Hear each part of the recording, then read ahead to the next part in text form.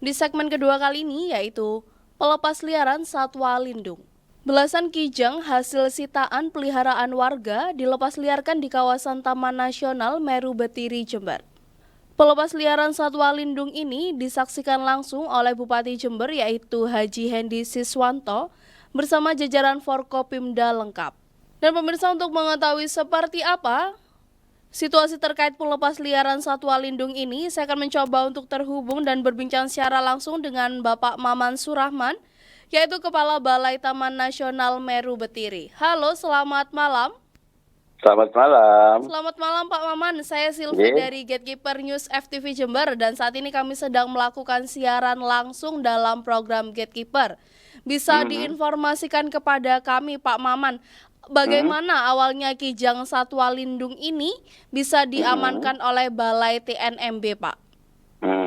Baik, sebelum kami sampaikan terkait dengan upaya pelepas liaran, Betul. kami ingin coba menjelaskan bahwa Taman Nasional itu adalah suatu kawasan pelestarian alam. Nah, di Indonesia itu kawasan pelestarian alam dan suaka alam, kawasan suaka alam itu ada 74 UPT, salah satu taman nasionalnya di Meru Betiri. Nah, untuk di Jawa Timur, kita tahu bahwa ada Taman Nasional Alas Purwo, Taman Nasional Baluran, dan Taman Nasional Bromo Tengger Semeru. Betul. Nah, kenapa saya menyampaikan terkait dengan Taman Nasional, bahwa Taman Nasional itu ditunjuk atau ditetapkan oleh Menteri Lingkungan Hidup dan Kehutanan, di mana di dalamnya terdapat flora atau fauna yang endemik. Oke ya, jadi kuncinya di satwa endemik. Nah, di Taman Nasional Meru Betiri itu ada satwa endemik sekaligus juga satwa prioritas yang harus ditingkatkan populasinya. Nah, satwa prioritas tersebut ada macan tutul, ada banteng, ada elang Jawa, terus kemudian ada penyu. Nah, kemudian dalam manajemen pengelolaan satwa liar, itu tidak hanya kita memanage habitatnya atau rumahnya, tapi kita perlu juga memanage satwa mangsa sebagai satwa dari pemangsa, untuk pemangsa dari predator ya. Nah, kita tahu bahwa tadi saya sampaikan satwa pemangsanya di Taman Nasional Meru Betiri itu ada macan tutul. Untuk manajemen ketersediaan pakannya, kami mencoba ini menjadi penting merilis salah satu jenis satwa mangsanya yaitu kijang. Dan kebetulan ini juga hasil koordinasi yang sangat intensif, yang sangat erat antara kami dengan Balai Besar Konservasi Sumber Daya Alam Jawa Timur.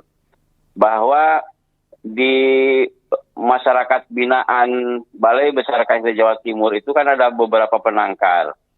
Salah satunya adalah penangkar yang di Banyuwangi. Nah, penangkar di Banyuwangi ini yang melakukan penangkaran satwa kijang, tapi kemudian penangkar tersebut tidak melakukan izin perpanjangan. Jadi perlu kami sampaikan juga, setiap masyarakat yang melakukan izin penangkaran satwa dilindungi itu mesti harus ada izin dari KSDA. Yang salah satunya tadi disampaikan Banyuwangi. Dan di Banyuwangi itu ada penangkar kijang yang saat ini tidak diperpanjang izinnya, sehingga satwa yang ditangkar itu harus diserahkan karena tidak berizin, kan gitu ya. Betul. Baik. Nah, terus kemudian di Lumajang ini juga ada masyarakat yang memelihara satwa liar dilindungi yang tidak memiliki izin di penangkaran tersebut. Jadi penangkaran ilegal, sehingga tentunya kami harus ditarik atau dirampas ya. Baik. Nah, dari kedua penangkar di Lumajang dan Banyuwangi itulah yang kemudian kami lepaskan, karena ini kijang ini kan harus tidak boleh lama-lama di penangkaran, karena udah mulai terlihat dia sifat liarnya sudah mulai mudah muncul.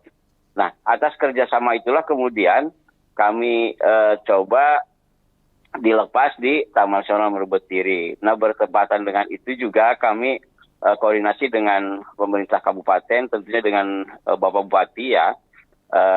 Mungkin nggak kalau misalnya kita sama-sama melakukan rilis satwa itu, Pak Bupati berkenan hadir. Ternyata alhamdulillah Pak Bupati juga berkenan hadir. Nah, karena Pak Bupati berkenan hadir, tentunya selain upaya kegiatan pelepasan satwa liar, juga kami kemas dengan kegiatan-kegiatan sambung serawung, kemitraan konservasi dalam rangka aksi kolektif dan untuk kesadaran kolektif dalam rangka kemitraan konservasi Taman Nasional Meru Betiri. Itu gambaran terkait dengan upaya kami melakukan rilis satwa liar berupa kijang atau Muntiacus muntak yang kita kenal dengan bahasa latinnya ya. Betul. Mbak Tia, J. Baik, kemudian Pak Maman, dari kegiatan pelepasan satwa ini ada berapa ekor yang dilepas, Pak? Ada 12 ekor. Kita melakukan rilis 12 ekor. Tadi dari Banyuwangi 8 individu dan dari Lumajang hasil sitaan dari masyarakat yang melakukan penangkaran ilegal ada 4 individu.